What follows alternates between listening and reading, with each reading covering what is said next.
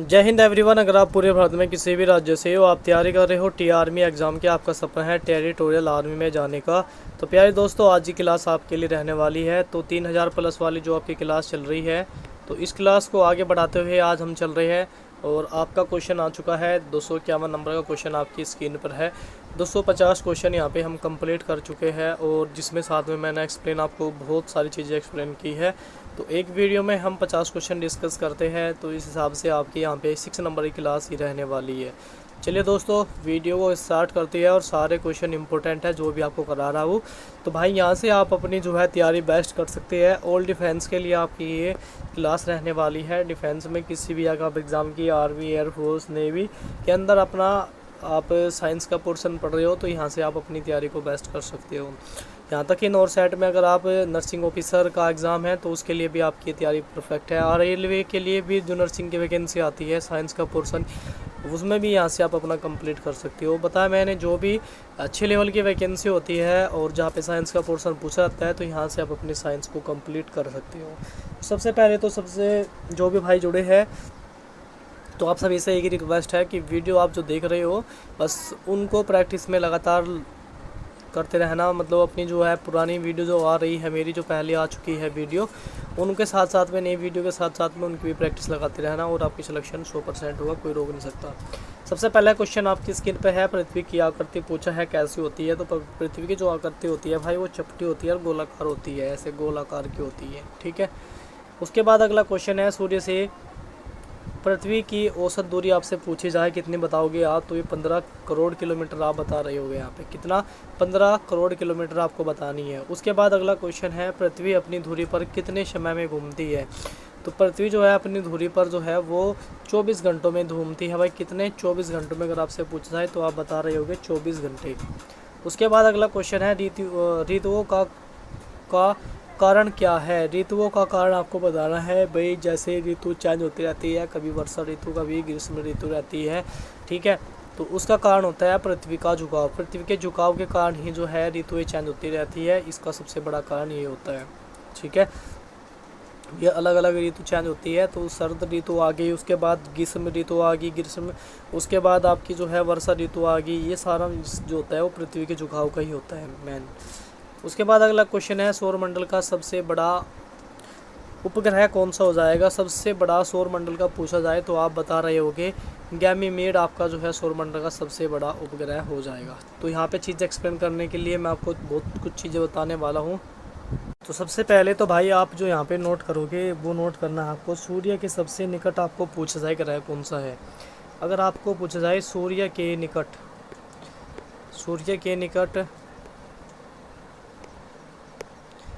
अगर सूर्य के निकट पूछा जाए तो स्थित ग्रह कौन सा है, तो आप क्या बताओगे। यहाँ पे स्थित ग्रह कौन सा हो जाएगा, सूर्य के निकट स्थित है बुध।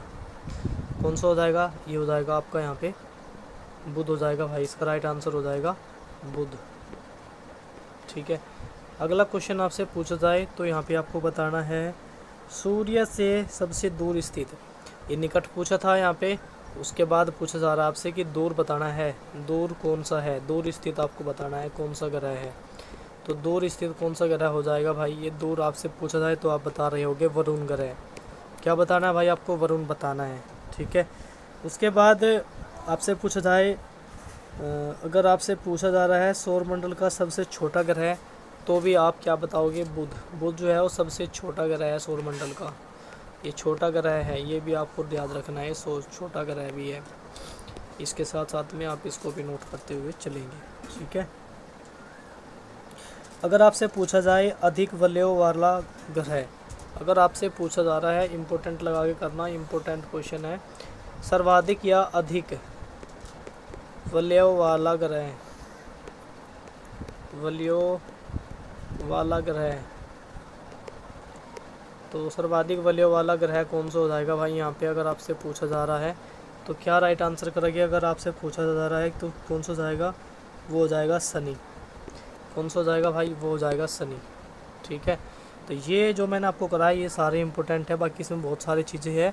जो एक क्वेश्चन आपको कराऊंगा जो बार बार रिपीट होता है, आपसे पूछा जाता है भोर का तारा, सांझ का तारा, ठीक है, या आपको याद रखना है। अगर आपसे पूछा जा रहा है कि भोर का तारा, भोर का तारा, ये आपसे पूछा जा रहा है सांझ का तारा, ये भी पूछ सकता है, या शाम का तारा। ठीक है, सांझ का तारा या शाम का तारा पूछा जाए तो इन दोनों का एक ही राइट आंसर होगा, वो हो जाएगा शुक्र।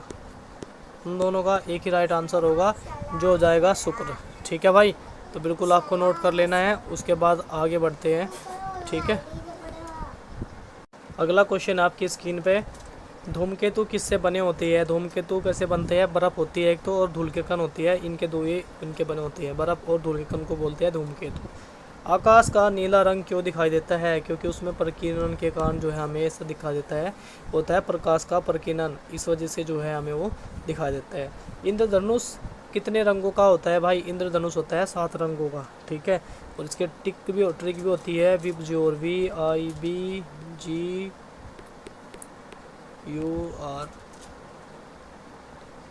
विबज्योर। ठीक है भाई, ये इसकी ट्रिक होती है। ये 7 रंग हो गए आपके, 1 2 3 4 5 6 7। ठीक है, ये पहले वाला वोयलेट होता है। ठीक है, ये वोयलेट है, पहले वाला रंग आपका जो हो जाएगा ये वोयलेट होता है, वोयलेट। लास्ट में जो होता है आपका ये होता है राड, रेड होता है, लाल होता है भाई लास्ट में आपका। ठीक है, यहाँ से क्वेश्चन बनती है, वो करेंगे हम अब। सबसे पहले तो भाई एक बार इनके मैं आपको नाम लिखवा देता हूँ। ठीक है, सबके ट्रिक के हिसाब से नाम लिखवा देता हूँ। सबसे पहले नंबर पे आप लिखो रेड। ठीक है, ऊपर से नीचे तक रेड सबसे पहले होता है आपका, रेड आता है। उसके बाद फिर आपका होता है और को होता है ऑरेंज। ठीक है, ऑरेंज हो गया भाई। उसके बाद आता है फिर वाई का हो गया येल्लो। ठीक है, उसके बाद फिर आपका आता है जी, और जी से बन गया आपका ग्रीन। ठीक है, उसके बाद आता है फिर बी, और बी से बन गया ब्लू। ठीक है, बी से बन गया ब्लू। उसके बाद आता है फिर आई से बनता है इंडिगो। क्या बनता है? Indigo, Indigo. उसके बाद आता है फिर आपका वी। ठीक है, और वी से बन गया आपका वोयलेट। वी से बन गया भाई क्या आपका? वोयलेट बन गया भाई वी से। नाम नोट कर लेना भाई, सारे इंपॉर्टेंट है। ठीक है, ये बैंगनी होता है भाई, बैंगनी, ये बैंगनी होता है। और उन सब की तो बाकी आपको सब जानते होंगे इनको। वो कि ये इंडिगो को लिख लो आप, इसको बोलते हैं नील जामुनी। ये नील जामुनी होता है भाई, इसको नोट कर लो। ये जो नोट करने लायक है मैं आपको बता देता हूँ, नील जामुनी। बाकी तो सबको आपको पता होगा कि किसका रंग का क्या नाम है, बाकी तो आप सब रंग को जानते होंगे।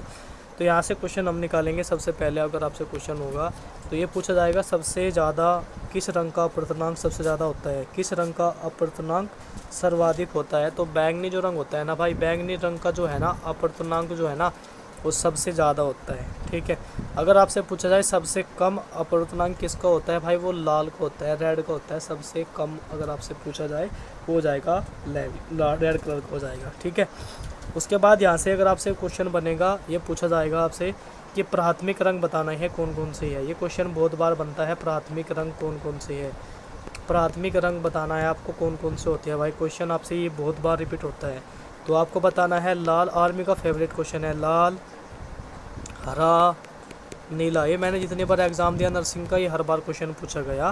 तो लाल, हरा, नीला, रेड, ठीक है, ग्रीन और ब्लू। ठीक है, ये आपको बताना है। ठीक है, 3 आपकी हो जाएगी। उसके बाद बाकी बच्चे जो भी है वो द्वितीयक रंग में आते हैं। ठीक है, ये जो इम्पोर्टेंट है सिर्फ ये बार बार पूछ जाता है, तो आपको ये नोट करना है। एक क्वेश्चन और भाई यहाँ पे इम्पोर्टेंट है, वो भी आप नोट करोगे। जब नीचे से, यानी कि नीचे व्यू होता है, अगर आप ऊपर जाओगे, ठीक है, नीचे से जब आप ऊपर जाओगे जो प्रकाश का प्रकीर्णन है वो घटता है भाई, प्रकाश का प्रकीर्णन ये घटता है। अगर आप नीचे से ऊपर जा रहे हो, नीचे से ऊपर जा रहे हो, तो आप इस चीज़ को भी नोट करते हुए चलेंगे। तो भाई इंपॉर्टेंट फैक्ट हमने सारे यहाँ पे जो है डिस्कस किए। उसके बाद अगला क्वेश्चन है, पृथ्वी की बाहरी सतह क्या कहलाती है? जो बाहर की परत है उसको बोलते हैं भूपट्टी। ज्वालामुखी किससे संबंधित हो जाएगा? यहाँ पे पृथ्वी की आंतरिक गर्मी से रिलेटेड हो जाएगा। मानव शरीर में कितने प्रकार की मांसपेशी होती है भाई? 3 प्रकार की मांसपेशी होती है मानव शरीर के अंदर। ठीक है, उसके बाद अगला क्वेश्चन है, अनैच्छिक मांसपेशियाँ कहाँ पर पाई जाती है? ये आंतरिक अंगों के, ये बॉडी के अंदर पाई जाती है हमारी। ठीक है, अगर अनैच्छिक मांसपेशियों की बात की जाए। उसके बाद है, रक्त में आरबीसी का काम क्या होता है भाई? ये ऑक्सीजन का परिवहन करती है। जो आरबीसी की होती है हमारी बॉडी के अंदर, ये हमारी बॉडी में ऑक्सीजन को लेना छोड़ना, ये सारा का सारा मतलब ऑक्सीजन का पूरा जो है ना सारा इसी के अंदर होता है, आरबीसी के अंदर ही। ठीक है, उसके बाद डब्ल्यूबीसी का वर्क क्या होता है। डब्ल्यूबीसी भाई जो है वो हमारी एकदम एक बोलते हैं ना सिक्योरिटी गार्ड होती है, वो सिक्योरिटी गार्ड ही होती है एक तरीके से। ठीक है, बाहर से जो भी बैक्टीरिया आती है उसको मारने का काम भाई वो डब्ल्यूबीसी करती है। रोगों से हमारे शरीर की रक्षा करती है। देखो यहाँ पे नीचे भी आ गया, तो क्या करती है डब्ल्यूबीसी, रोगों से हमारी जो है रक्षा करती है। उसके बाद अगला क्वेश्चन है प्लेटलेट्स का कार्य पूछा जाए तो आपको बताना है प्लेटलेट्स का कार्य क्या होता है। भाई थक्का जमाना होता है। अगर बॉडी में प्लेटलेट्स की कमी हो जाती है ना तो उसकी वजह से आपको बहुत सारी परेशानी हो सकती है। टाइफाइड हो सकता है आपके अंदर, ठीक है, इन्फेक्शन हो सकता है। प्लेटलेट कम होने पे आपको चक्कर आ सकती है, वीकनेस आपकी बॉडी में आ सकती है, तो खतरे की घंटी भी बच सकती है अगर आपकी बॉडी में प्लेटलेट्स कम हो रही है। ठीक है, तो इस चीज़ का आप स्पेशली ध्यान रखोगे। शरीर में पानी की मात्रा लगभग कितनी होनी है, वो होती है 60%। उसके बाद किडनी की संख्या आपको पूछा जाए तो कितनी होती है, 2 होती है। आपकी साइड किडनी जो होती है 2 होती है, एक लेफ्ट साइड में होती है, एक आपकी राइट साइड में होती है। बहुत सारे ऐसे भी होते हैं जो एक किडनी से भी जीवित रह सकते हैं, अगर उसको पहले से जिनको मतलब नेचुरल होती है, जिनको पैदा हुए थे तो उनको एक ही किडनी होती है। मूत्र का निर्माण कहाँ पर होता है भाई, ये नेफ्रॉन में होता है। ठीक है, नेफ्रॉन के अंदर होता है मूत्र का निर्माण। उसके बाद ये सारी चीज़ें जो एक एक्सप्लेन करने होगी मैं वो आपको अपने आप ही बिना बताए कर दूंगा, बाकी जो नहीं होगी वो आप सीधा समझते रहना। फेफड़ों में गैसों का आदान प्रदान कैसे होता है।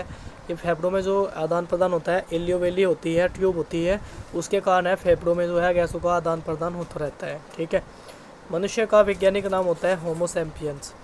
प्रकाश संश्लेषण का उप उत्पाद क्या हो जाएगा, ये हो जाएगा ऑक्सीजन। ठीक है, तो पौधे की क्या करते हैं, वो कार्बन डाइऑक्साइड जो है, जैसे पेड़ होते हैं कार्बन डाइऑक्साइड को जो है ग्रहण करते हैं और ऑक्सीजन को जो है वो छोड़ते हैं। ठीक है, उसके बाद अगला क्वेश्चन है क्लोरोफिल किस रंग का होता है। भाई ये हरे रंग का होता है। पिगमेंट कैसे रंग का होता है, हरे रंग का होता है। पत्तियों का रंग जो है किस कारण हरा होता है, पत्तियों का कारण किस कारण से, जैसे आपने देखा हो पत्तियों का जो रंग होता है वो इसी के कारण होता है। पत्तियाँ जो हरी होती है वो इसी के कारण होती है भाई। उसके बाद परागण किससे संबंधित हो जाएगा, ये प्रजनन से संबंधित हो जाएगा परागण। उसके बाद निषेचन किस में होता है भाई, ये अंडाशय के अंदर होता है, ओवरी के अंदर होता है भाई। कहाँ पे होता है, ओवरी के अंदर होता है। ठीक है, चलिए उसके बाद अगला क्वेश्चन आपकी स्क्रीन पे आ चुका है। बीज का अंकुरण किस पर निर्भर करता है भाई, ये जल, वायु और ताप, ये 3 चीज़ें होती है इंपॉर्टेंट। जो बीज का अंकुरण होता है उस पर जो डिपेंड होता है वो जल, वायु, ताप पर ही डिपेंड होता है। उसी के अकॉर्डिंग ही ये मतलब इसका अंकुरण जो बीज होता है तो वो चलता है। उसके बाद उसकी ग्रोथ वगैरह जो होती है वो इसी पर डिपेंड करती है। धातु का सबसे अच्छा चालक कौन हो जाएगा, चांदी हो जाएगा भाई। धातु का सबसे अच्छा चालक अगर बात कही जाए तो वो चांदी हो जाएगा। यहाँ पे कुछ समझाने के लिए है भाई। सबसे पहले तो आपको समझने के लिए चालक और मतलब एक सुचालक और कुचालक ये समझनी होगी आपको। कुचालक क्या होती है ये समझना होगा। तो मैं एग्जांपल सीधा आपको एकदम एग्जांपल ही कराऊंगा। तो फर्स्ट नंबर पे आप समझ रहे होंगे जो कुचालक होते हैं, जैसे कांच हो गया। ठीक है, एग्जांपल नोट करते रहे। कागज़ हो गया, प्लास्टिक होगी भाई, प्लास्टिक हो गई। उसके बाद सूखी लकड़ी होगी भाई, सूखी लकड़ी। ये जो भी है ना ये सारी की सारी कुचालक के अंदर आती है। किसके अंदर आती है, ये कुचालक के अंदर आती है, आपको याद रखना है। ठीक है, उसके बाद आपको अर्धचालक के बारे में पता होना चाहिए। अर्धचालक क्या होती है, तो अर्धचालक भाई अगर एक्सप्लेन की जाए तो ऐसे पदार्थ होती है जिनकी विद्युत चालकता जो है ना वो चालकों से तो कम होती है परंतु कुचालकों से अधिक होती है। मतलब चालक से जो होती है, चालक जिसमें मतलब इलेक्ट्रिसिटी एकदम जा सकती है आर पार, तो उनसे तो उनकी कम होती है। जो कुचालक होते हैं जो मैंने अभी आपको बताई, इनमें जो है ना बिजली आप नहीं चला सकती। ठीक है, तो इनसे जो है वो अधिक होती है। ठीक है, जैसे कैडमियम हो गया, कैडमियम सल्फाइड, सिलिकॉन हो गया, जर्मेनियम हो गया, ये सब इसी के अंदर आते हैं। ठीक है, अर्धचालक के अंदर। तो आपको ये नोट करना है, बेहद इम्पोर्टेंट है। तो जो चीज़ें इंपॉर्टेंट लगती है मैं वो आप सभी को एक्सप्लेन करता चलूँगा, बाकी चीज़ें हम चलते रहेंगे सीरीज के अकॉर्डिंग, बाकी चीज़ें हम करते रहेंगे। उसके बाद अगला क्वेश्चन आपके स्क्रीन पे आ चुका है। विद्युत धारा का प्रभाव क्या है, ये उष्मा चुंबकीय है। विद्युत ऊर्जा को यांत्रिक ऊर्जा में कौन बदलता है भाई, विद्युत ऊर्जा को यांत्रिक ऊर्जा में बदलता है मोटर। नोट करना इम्पोर्टेंट है भाई। ठीक है, ये भी इम्पोर्टेंट है आपके लिए। उसके बाद अगला क्वेश्चन आपकी स्क्रीन पे, प्रकाश की चाल जो है किस माध्यम में सबसे अधिक होती है, निर्वात में सबसे ज़्यादा होती है। प्रकाश की चाल के बारे में पूछा है तो निर्वात में जो है वो सबसे ज़्यादा होती है। न्यूटन का दूसरा नियम क्या कहता है? न्यूटन का दूसरा नियम जो है वो F बराबर m में है। ठीक है, तो यहाँ पे जो है F क्या है, यहाँ पे F हो जाएगा यहाँ पे बल है, m क्या है यहाँ पे द्रव्यमान हो जाएगा, और गुना आपका a यहाँ पे त्वरण हो जाएगा। ठीक है, क्या हो जाएगा यहाँ पे त्वरण हो जाएगा भाई। ठीक, चलिए उसके बाद आगे बढ़ते हैं। अगला क्वेश्चन आपकी स्क्रीन पे आ चुका है। परमाणु संख्या किसे कहती है? प्रोटोनों की जो संख्या होती है भाई उसको परमाणु संख्या कहती है। परमाणु संख्या प्रोटोनों की संख्या एक होती है। जैसे आप एग्जांपल के लिए 11 सोडियम 23 लेके चलो, अगर आपसे पूछा जाए प्रोटोनों की संख्या यहाँ पे कितनी है तो वो 11 हो जाएगी। यहाँ पे 11 प्रोटोनों की संख्या है। ठीक है, अगर आपसे पूछा जाए न्यूट्रॉनों की संख्या बताओ तो 23 में से आप घटा दोगे 11 तो आ जाएगा आपका 12। तो ये हो जाएगी न्यूट्रॉनों की संख्या। क्या हो जाएगी? न्यूट्रॉन की संख्या हो जाएगी। इस तरीके से आप निकाल सकते हो।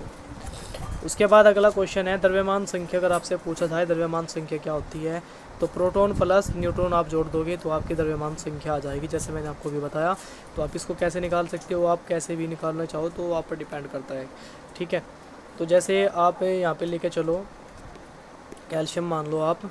ठीक है, कैल्शियम को लेके चलो, तो अगर आपसे पूछा जाए द्रव्यमान संख्या का आता है, द्रव्यमान संख्या होती है आपकी, जैसे ये ऊपर ये 40 है इसकी द्रव्यमान संख्या। तो आप इसको कैसे निकालोगे? तो प्रोटॉन प्लस न्यूट्रॉन आप जोड़ दोगे। सबसे पहले तो आप इसके न्यूट्रॉन निकालो, तो 40 में से 20 घटाने हैं तो बच्चे कितने 20 हो गए। देखो वही आएगा निकल के। अब पूछा क्या है? द्रव्यमान संख्या। द्रव्यमान संख्या कैसे निकालोगे आप? तो इसमें आपको प्रोटॉन जोड़ना है, तो प्रोटॉन आपके कितने है यहाँ पे? प्रोटॉन है आपके यहाँ पे 20। न्यूट्रॉन कितने आए? अभी 20 आए भाई। ठीक है, तो बराबर कितना आ गया ना 40, जो मैं आपको बताया कि द्रव्यमान संख्या होती है। इस तरीके से आप निकाल सकते हो। उसके बाद संभारिक किसे कहती है? समान द्रव्यमान जिनको होता है वो संभारिक होती है। जिन पे द्रव्यमान जो है ना वो समान होता है, जिनकी द्रव्यमान संख्या समान होती है वो संभारिक होते हैं। ठीक है, एग्जाम्पल जैसे आप मान लो यहाँ पे सोडियम का मान लो, जैसे कि आप यहाँ पे 23 है, तो कोई ऐसा भी होगा जिसका यहाँ पे मान लो पोटेशियम है, इसका भी 23 होगा, तो इनकी जो द्रव्यमान संख्या है 23 बराबर होगी, तो वो होता है भाई, अगर उनकी समान द्रव्यमान संख्या है तो वो हो जाएगा संभारिक। अगला क्वेश्चन है गैसों का प्रसार किस नियम को समझाया जाता है? तो ये ग्राहम का नियम बताता है भाई। गैसों का जो प्रसार है वो किससे रिलेटेड हो जाएगा? ये ग्राहम का नियम हो जाएगा भाई। किसका हो जाएगा? ग्राहम का नियम हो जाएगा। उसके बाद अगला क्वेश्चन आपकी स्क्रीन पे है भाई, नाभिकीय ऊर्जा किससे प्राप्त होती है? नाभिकीय ऊर्जा जो है वो विखंडन से प्राप्त होती है। किससे होती है भाई? वो विखंडन से प्राप्त होती है। एसी धारा का पूर्ण रूप क्या है? एसी धारा का पूर्ण रूप हो जाएगा प्रत्यावर्ती धारा। एसी, ये वाली एसी धारा है वो। ठीक है, एसी धारा का जो है वो रूप पूछा जा रहा है पूर्ण रूप, तो आप बताओगे प्रत्यावर्ती धारा हो जाएगा। डीसी धारा का अगर आपसे पूछा जाए तो आप बताओगे डी से दिष्ट धारा हो जाएगा भाई। याद करना बहुत आसान है। विद्युत मोटर किसे मापता है? तो भाई ये विद्युत ऊर्जा को मापता है। विद्युत मोटर, जैसे देखा ना आपने मोटर देखे होते हैं, तो वही मोटर जो क्या काम होते हैं, किससे क्या करते हैं, वो विद्युत ऊर्जा को मापती है। बैरोमीटर क्या मापता है? तो भाई ये वायुदाब मापता है। ये जो मीटर है ये भी आपको याद रखनी है। सारे के सारे इंपॉर्टेंट चीज़ें मैं आपको करा रहा हूँ, कोई भी चीज़ें ऐसी नहीं है जो आपके लिए इंपॉर्टेंट नहीं है भाई। बैरोमीटर हो गया वायुदाब। हाइग्रोमीटर पूछा था तो हाइड्रोमीटर बताएगी आप घनत्व से। विटामिन सी का स्रोत हो जाएगा आंवला। विटामिन सी की कमी से क्या हो जाता है? स्कर्वी रोग हो जाता है भाई। ठीक है, विटामिन डी का स्रोत हो जाता है सूर्य के से प्रकाश से हमें कौन से मिलती है? सूर्य के प्रकाश से हमें मिलता है विटामिन डी। वो इसकी कमी से क्या रोग हो जाता है? रिकेट्स हो जाता है भाई, रिकेट्स। आयरन की कमी से कौन सा रोग हो जाता है भाई? आयरन की कमी से हो जाता है एनीमिया। ठीक है, क्या हो जाता है भाई? एनीमिया हो जाता है। हड्डी में कैल्शियम का कार्य क्या होता है भाई? मजबूती। अगर आपकी हड्डियाँ कमज़ोर हो रही है तो इसका मतलब है कि आपके अंदर कैल्शियम की कमी है। बोलते हैं ना कि भाई मेरी हड्डी तो कट कट कर रही है, इसका मतलब आपके अंदर आ गई कैल्शियम की कमी। जब कैल्शियम की कमी होती है तो हड्डियाँ होती है वीक, तो आपको कुछ भी हो सकता है, यानी कि मसल्स पेन हो सकता है, आपको खिंचाव आ सकता है, कुछ भी आपको हो सकता है भाई। बॉडी से रिलेटेड यानी हड्डी से रिलेटेड आपको कुछ भी परेशानी देखने को मिल सकती है। पाचन का पहला चरण कहाँ पर होता है? पहले सबसे पहले आपका मुख में होता है भाई। ठीक है, कहाँ पर होता है? मुख के अंदर होता है। लार किस ग्रंथि से बनी होती है भाई? ये बनी होती है लार ग्रंथि से। ठीक है, मानव मस्तिष्क का भार कितना होता है भाई? मानव मस्तिष्क का भार की बात करें तो कितना हो जाएगा भाई? ये औसतन होता है 1.4 किलोग्राम होता है, यानी कि 1400 ग्राम होता है। 1400 ग्राम हो जाएगा आपका। ठीक है, कितना? 1400 ग्राम, 1400 किलोग्राम, 1400 किलोग्राम हो जाएगा भाई। उसके बाद आगे बढ़ते हैं। 1400 ग्राम हो जाएगा भाई वो। ठीक है, किलोग्राम नहीं, 1400 ग्राम। उसके बाद अगला क्वेश्चन है मानव मस्तिष्क में रक्त वाहिका की लंबाई पूछा जाए तो आपसे पूछा जाए वाहिकाएँ की लंबाई कितनी है, तो लगभग बता दोगे आप 1 लाख। कितनी बता दोगे? लगभग 1 लाख। उसके बाद 1 लाख मीटर हो जाएगी भाई, ठीक है। तो ये कितनी हो जाएगी लंबाई? रक्त वाहिकाओं की लंबाई हो जाएगी 1 लाख मीटर। पृथ्वी का सबसे निकटतम तारा कौन सा हो जाएगा? सूर्य हो जाएगा। मैं आपको ये चीज़ें बताई भी है। सूर्य।